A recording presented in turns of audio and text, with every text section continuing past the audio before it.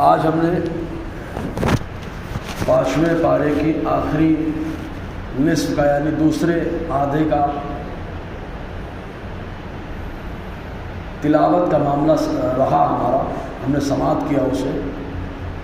تو 5ویں پارے کا نصف آخر کو ہم نے سماعت کیا تراویح کے اندر، اور پھر اس کے بعد 6 پارے میں سورہ مائدہ کو سماعت کیا۔ تو جو 5ویں پارے میں نصف آخر کا سماعت کیا، اس میں شروع میں اللہ تبارک و تعالیٰ نے پہلے منافقین کا ذکر فرمایا ہے، اور منافقین کے ذکر کرنے کے بعد اللہ تبارک و تعالیٰ نے جنگ اور غزوے کا ذکر فرمایا، جہاد کا تذکرہ فرمایا۔ اور جہاد بھی ایسے ہی سمجھ لیں جیسے حد سے بدن کا کوئی حصہ پڑ جاتا ہے تو اس کو کاٹ لیا جاتا ہے، ویسے ہی معاشرے کا جو حصہ فساد کا باعث ہوتا ہے اس کا آپریشن کرنے کا نام ہی جہاد ہے۔ تو اللہ تبارک و تعالیٰ نے جنگ کا ذکر فرمایا۔ جنگ کے ساتھ ساتھ جب بات آئی کہ جنگ جب کرنا نالائق اور شریر آدمی سے مقابلہ کرنا یہ شریعت میں حکم ہے، تو کیا کسی دوسرے کو قتل کر سکتے ہیں؟ تو اللہ تعالیٰ نے فرمایا نہیں۔ پھر قتل کا ذکر فرمایا گیا کہ قتل 3 قسمیں ہوتی ہیں، قتل جان بوجھ کر قتل ہو جائے، اور یہ کہ بھول چوک سے ہو جائے، اور ایسے شبہ عمد ہوتا ہے۔ تو اس طریقے سے 3 قتل ہیں۔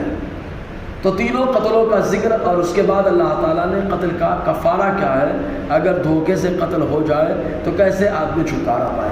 ایک تو یہ ہے کہ آدمی جان بوجھ کر قتل کرے تو بادشاہ اسلام ہو تو قصاص لے گا، اس کا بھی ذکر آگے موجود ہے کہ آنکھ کے بدلے آنکھ، کان کے بدلے کان، دانت کے بدلے دانت، ہاتھ کے بدلے ہاتھ، اور جان کے بدلے جان ہے۔ اور ایک یہ کہ یار جان بوجھ کے نہیں کیا لیکن جان بوجھ جیسا لگ رہا ہے، شبہ عمد لگ رہا ہے، تو وہاں پہ کبھی کبھی کیا ہے اولیاء مقتول کے حوالے معاملہ رہتا ہے کہ وہ معاف کر دے، اور یا تو دیت لے لے، دیت میں اونٹ دیے جاتے ہیں وغیرہ ذالک۔ تو کفارات کا ذکر اللہ تعالیٰ نے فرمایا ہے۔ پھر کفارے کے بعد اللہ تبارک و تعالیٰ نے جو ذکر کیا وہ اس بات کا کہ جو جنگ ہوتی ہے تو جنگ ہوتے ہوتے کبھی کبھی نماز کا مسئلہ آ جاتا ہے، تو پھر نماز خوف کا ذکر کیا اللہ تعالیٰ نے کہ جو جنگ میں نماز پڑھی جاتی ہے اس کی کئی صورتیں حدیث میں آئی ہیں۔ ایک صورت جو قرآن میں موجود ہے وہ یہ کہ 2 گروہ کر لیے جائیں خوف کی نماز میں، ایک گروہ نماز پڑھ رہا ہو، دوسرا گروہ مقابلہ کر رہا ہو، یہ 1 رکعت پڑھ لے چلا جائے، پھر دوسرا گروہ آ کر کے نماز پڑھے دوسری رکعت سے، یہ مکمل کرے امام کے ساتھ سلام پھیرے اور یہ چلا جائے، پھر دوسرا گروہ آ کر کے نماز پڑھے، اس کو نماز خوف کہا جاتا ہے۔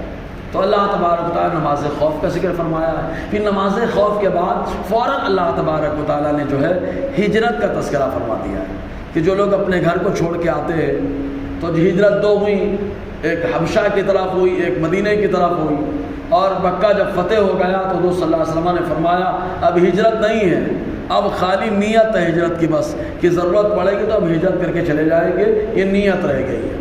اور اس کے بعد پھر اللہ تبارک و تعالیٰ نے اپنے محبوب کی عظمت کا تذکرہ فرمایا کہ ہجرت کر رہے ہو تو کس کے لیے کر رہے ہو، کون ہے جس کے لیے گھر بار چھوڑنا چاہتے ہو؟ تو اللہ تعالیٰ نے اپنے محبوب کا ذکر فرمایا، اور محبوب کے کو ذکر کیا تو علم سے ذکر کیا، وَعَلَّمَكَ مَا لَمْ تَكُنْ تَعْلَمْ وَكَانَ فَضْلُ اللَّهِ عَلَيْكَ عَظِيمًا، کہ محبوب وہ ہے جن کو اللہ تعالیٰ نے ہر چیز کا علم عطا فرما دیا ہے۔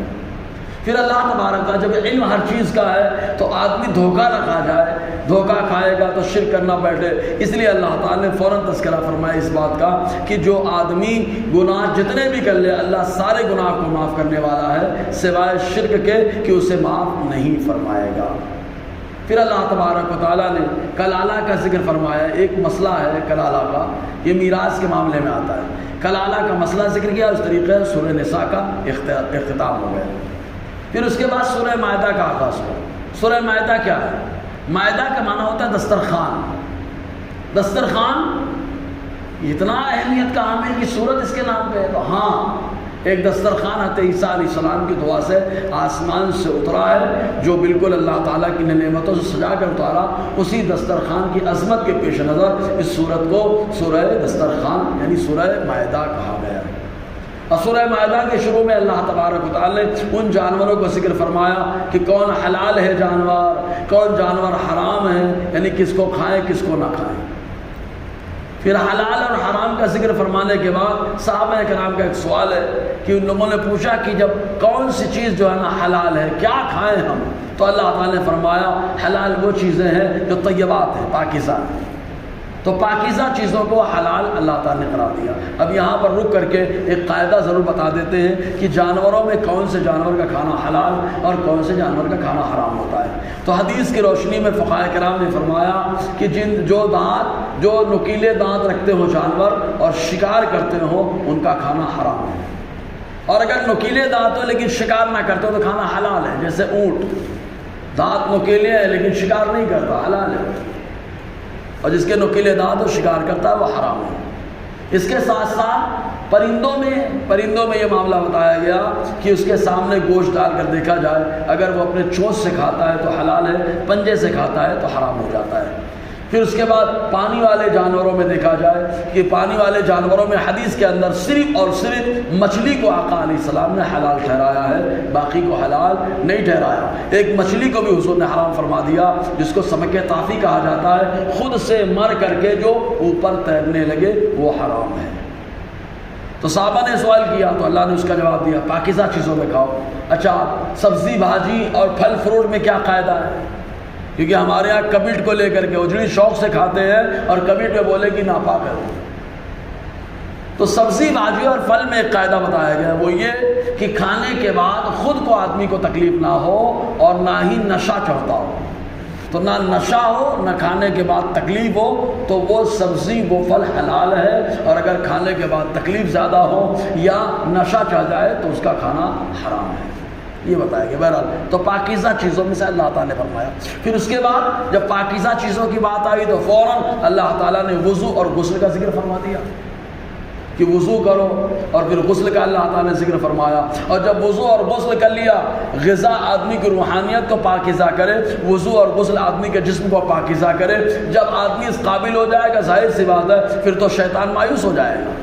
تو اللہ تعالیٰ نے فوراً ذکر فرمایا جزیرہ عرب میں شیطان مایوس ہو چکا ہے۔ پھر اس کے بعد جب شیطان مایوس ہو گیا تو دین مکمل ہو گیا۔ اللہ تعالیٰ نے فرمایا الیوم اکملت لکم دینکم، یہ حکم نازل فرمایا، یہ بتا دیا اللہ تبارک تعالیٰ نے۔ پھر اس کے بعد جب پاکیزگی کی بات چلی تو فوراً اللہ تبارک و تعالیٰ نے یہودیوں کا ذکر فرمایا۔ کیوں؟ اس لیے کہ یہ لوگ کہتے تھے کہ ہم اللہ کے بیٹے ہیں، یہودی اپنے آپ کو لگاتے تھے اللہ کے بیٹے۔ جب اللہ کے بیٹے کہتے تھے تو وہ اللہ بہت پاک صاف ایک دم کلیئر، کوئی ٹینشن نہیں۔ تو اللہ تعالیٰ نے کی شرارتوں کا ذکر فرمایا، یہ بولتے ہیں ہم اللہ کے بیٹے اور اتنی بڑی خباثت پھیلا رہے ہیں۔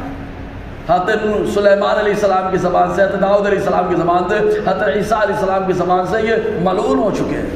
قوم جبارین سے صحیح سے مقابلہ ان لوگوں نے نہیں کیا۔ حضرت عیسیٰ علیہ السلام پہ ان لوگوں نے الزام لگا دیا، حتیٰ کہ حضرت عیسیٰ علیہ السلام کے بارے میں ان لوگوں نے کہہ دیا ہم لوگوں نے شہید کر دیا۔ اللہ تعالیٰ فرماتا ہے یقین کے ساتھ ان لوگوں نے شہید نہیں کیا، اللہ نے آسمان پہ حضرت عیسیٰ علیہ السلام کو اٹھا لیا۔